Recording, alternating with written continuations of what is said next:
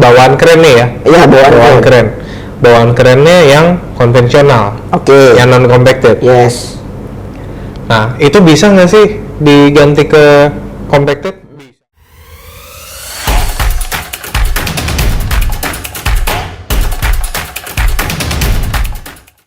Bisa banget. Ya, lebih bagus malah. Kita sebutnya upgrading jadinya. Betul, jadinya upgrade. Nah, pertanyaan gue gini, kalau misalkan nih dari pabrikan kren itu adalah konvensional atau non compacted kan? Ya. Diganti ke compacted. Ya.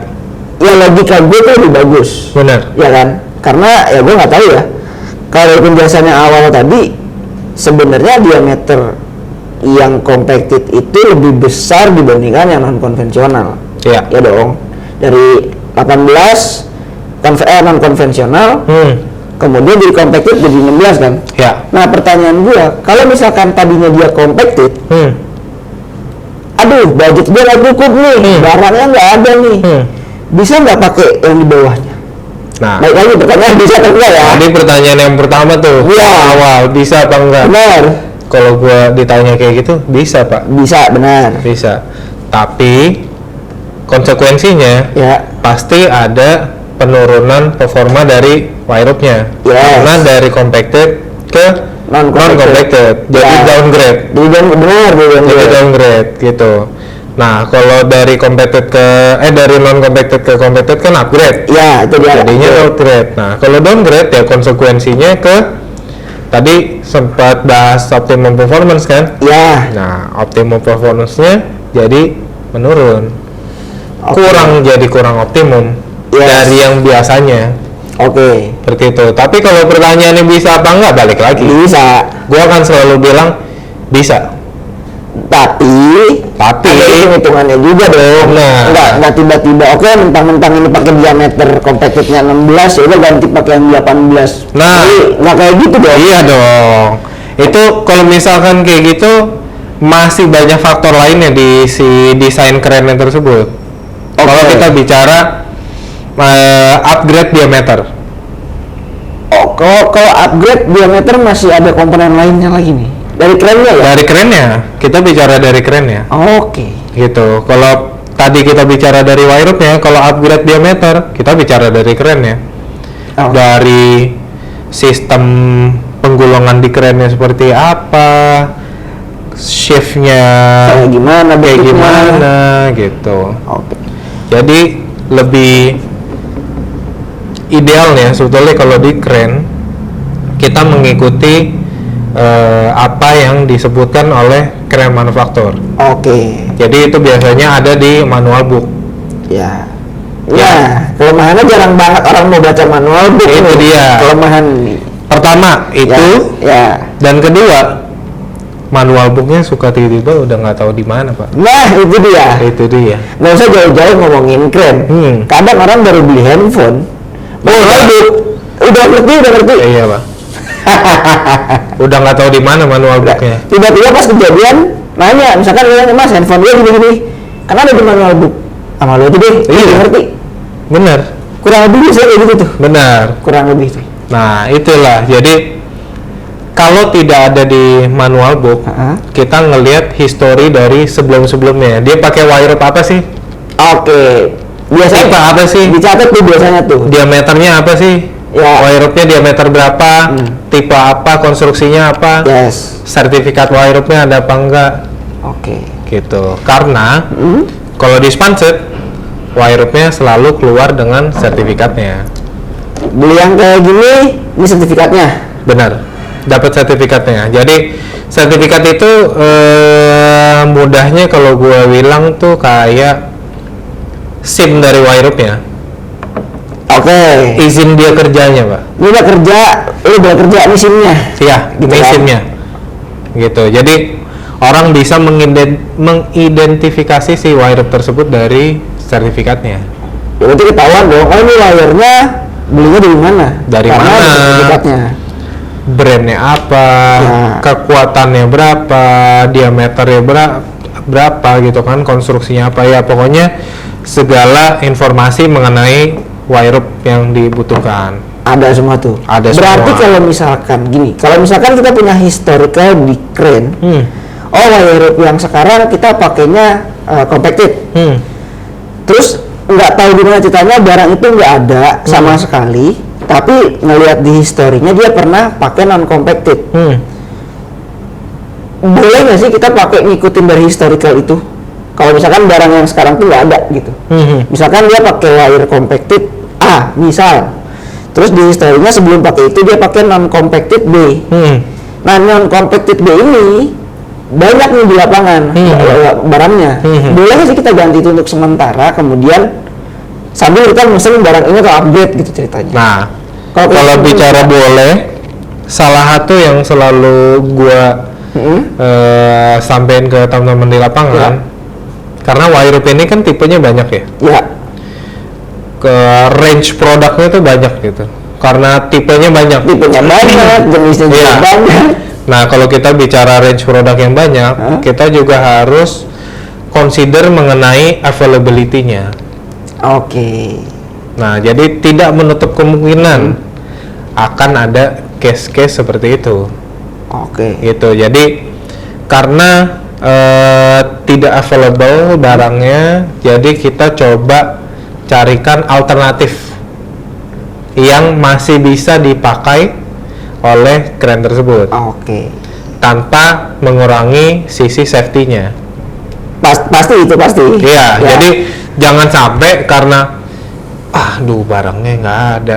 Kerennya misalkan keren 35 ton, misalkan. Misal. Wah, barangnya nggak ada nih wire rope-nya. Udah deh, gue pakein wire rope ini aja. Wire rope-nya untuk kapasitas cuma 20 ton lah. Bahaya dong. Bisa dipakai. Tapi kan nggak dari sisi safety-nya Belum tentu. Iya. Bukan belum tentu lagi, Pak. Udah nggak karu-karuan aja 35 ton, masa wire rope-nya 20 ton. Nggak masuk akal sih. Tadi gue balik lagi tuh ke belakang. Bicara mengenai safety factor. Ya.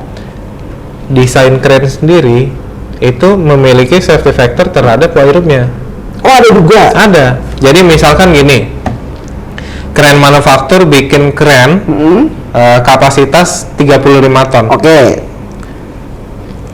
Si wire rope yang dipakai itu yang gue temukan di lapangan biasanya bisa pakai wire rope yang kekuatannya di atas dari crane tersebut. Berarti di atas 40, di atas 35 dong? Iya, bisa. Jadi misalkan gitu ya, kerennya 35 ton. Ya. Terus dengan sistem wire rope yang ada di keren tersebut, kekuatan wire rope-nya itu bisa sampai 60 atau 70 ton misalkan. Oke. Gitu. Itu kekuatan angkat dari wire rope. Kekuatan angkat ya. Kekuatan angkat. Nah, kenapa gue bilang sistem wire rope di keren? Ya. Karena di keren itu ada sistem gulungan. Ya. Nah, sistem gulungan ini itu mempengaruhi dari kekuatan dari si wire rope ini. Itu ngaruhin juga. Ngaruh. Nah, jadi misalkan gulungan di kerennya wire rope-nya turun ke bawah. Ya. Terus dia ada ke puli terus naik lagi gitu. Ya. Nah, itu kekuatan wire rope-nya dikali 2. Oh. Dengan sistem yang hanya seperti itu. Yang begini ya. Nah, sedangkan kalau lo lihat di kren itu banyak banget keren yang apalagi yang kapasitas besar itu wire gue udah naik turun. Nah iya itu dia banyak bah. Nah itu beda lagi. Tinggal dikaliin aja dari kekuatan wire-nya. Oke. Nah dari semua yang kita bahas tadi, gimana gini? Ada nggak sih? Mungkin kalau gue ya nyebutnya kesalahan orang ketika gue kerja di crane mau ganti wire rope. Gue gini aja deh. Ada nggak sih kebiasaan yang salah gitu menurut gue yang lu temuin lah di lapangan? Nah, gue biasanya menyampaikannya bukan kesalahan. Tapi? Karena orang biasanya kalau dibilang salah defensif.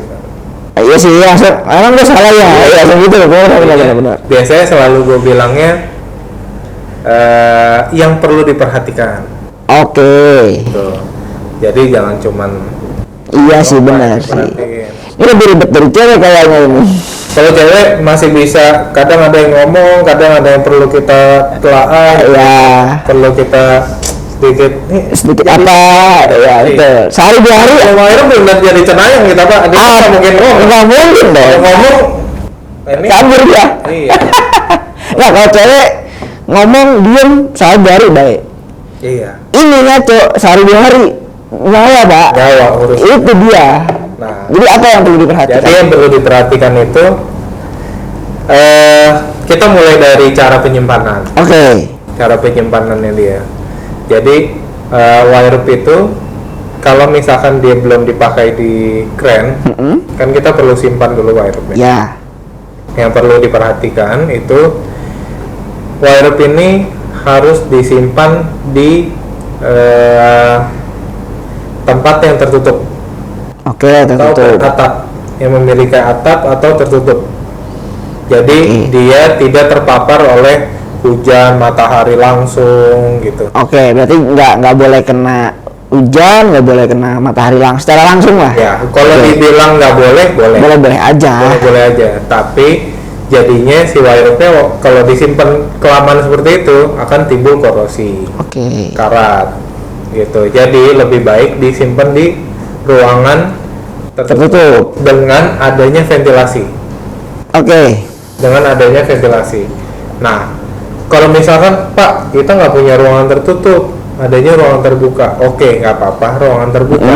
Tapi kalau bisa Wairup itu ditutup terpal, Full. terpal kah atau Apapun. yang bisa Ketutup lah. menutupi dia, Ya. menutupi dia. Tapi juga nggak boleh full. Tetap dikasih udara. Tetap dikasih udara supaya Oke. bisa masuk. Mungkin biasanya terpalnya tidak tertutup full, Ya. jadi bawahnya masih ada untuk aliran udara masuk. Oke. Gitu. Nah, kenapa sih biasanya Wairup itu harus ada apa namanya sirkulasi udara? Ya. Gitu. Jadi supaya dia tidak keringetan, Pak. Kalau ketutup kayak kita lakukan Kita itu kan pengap gerah ya betul, setuju. itu bisa keringetan juga. Nah, Ya. itu nanti konsekuensinya apa? Karat. Oke. Kekarat. Karena kan terus-terusan kena air gitu. Ya. Kan keringetan kena air gitu. Betul. Lama bisa karat juga. Karatan jadinya. Gitu. Nah, itu dari cara penyimpanan. Yes. Dari cara pemasangan pun juga ada trik-triknya Wairup ini. Ada. Ada. Yang gue tahu itu kan biasanya yang gue lihat di spanset. Wire itu di gulungan. Di gulungan. Di gulungan. Idealnya. Idealnya kan. Tapi kalau di lapangan, Mbak, kadang kan kita area terbatas. Iya, betul. Atau mereka mau bawa-bawa gulungan itu juga repot gitu kan. Ya ngangkatnya iya benar. Gitu. Jadinya ya ada cara-cara tertentu juga yang harus diperhatikan waktu pas pemasangan Wairup. Oke. Dia tidak boleh ditarik langsung dari, misalkan ini drum nih Pak. Ya. Ini drum. Si Wairup itu dia kan dililitin di drum ya. Ya betul. Ini ya. Ya. Nah, waktu pas mau dipasang di kren, itu Wairup itu ditarik ini nih dari drum ke atas gitu ya. Karena kerennya kan sistem ya di betul. atas gitu ya. Si Wairupnya langsung ditarik. Langsung aja tarik ke atas. Nah, itu bisa menimbulkan king atau loop di si Wairupnya. Oke. Wairupnya kayak ini Mbak, kayak kabel telepon. Iya. Mungkin kalau anak-anak sekarang udah jarang lihat kabel telepon. Udah jarang. Ya paling gampang gini deh, ngegulung kabel chargeran. Nah, Langsung ditarik ke atas, begini kan? Iya. Oke, paham. Kalau sekarang kan telepon udah jarang. Udah jarang, Pak. Iya. Iya. Ketahuan umur ya. Ketahuan kan, jadinya gak tahu lagi. Iya. Nah, jadi itu semakin ditarik kayak gitu, semakin dia ada loop kayak gitu Pak, Wairupnya. Nah, kalau sudah loop seperti itu, ada loop di Wairup, Udah nggak bisa ngapain tuh. kemungkinan sudah ada deformasi dari Wairup itu, dan kalau sudah ada deformasi pasti ada penurunan kekuatan dari Wairupnya.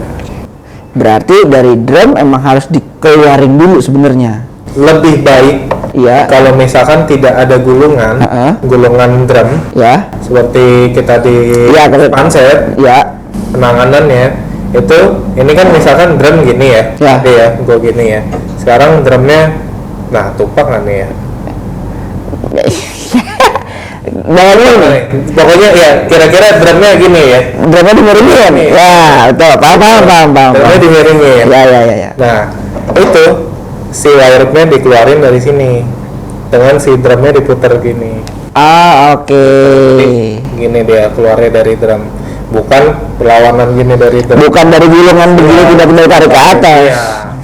Paham. Makanya kenapa kan gulungan drum selalu posisi drumnya tidak seperti ini tapi seperti ini kan. Ya. Dan dia muter, entah dia muter ke depan. Ya. Nah itu emang tujuannya untuk ya kalau mau langsung angkat dimiringin biar langsung angkat gitu kan, boleh kan? Kalau misalkan gimana, sorry? Gini, ini kan drum kan itu gini nih, anggap ini drum ya, kan dia ngeliat begini nih. Kalau nggak bolehnya adalah ketika ini ujungnya langsung disangkutin ke sini, itu nggak boleh kan? Nggak boleh. Kalau ini kan begini, ini tuh dibalikin, jadinya si wire ini angkat ke atas, boleh nggak langsung ditarik gitu? Boleh kan? Boleh. Oke. Kalau dengan kondisi si drumnya baik, jadi udah ujungnya begini kan, tinggal ke atas, drumnya muter kan. Oke.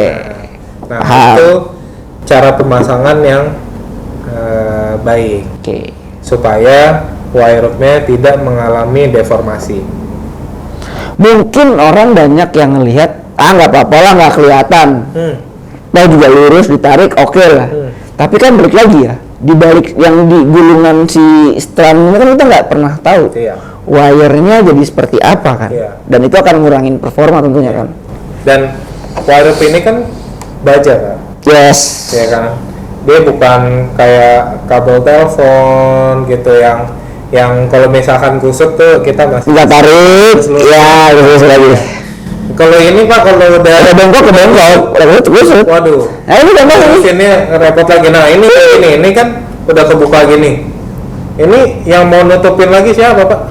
Itu dia makanya. Nah, kalau wire udah seperti itu sudah deform, ya itu tadi pengaruhnya ke performance-nya akan menurun. I see. Nah, setelah pemasangan, saat wire sudah dipasang, itu sebaiknya disarankan menggunakan grease yang memang spesial untuk penggunaan pada wire rope. Oke. Gitu, grease atau pelumas. Ya.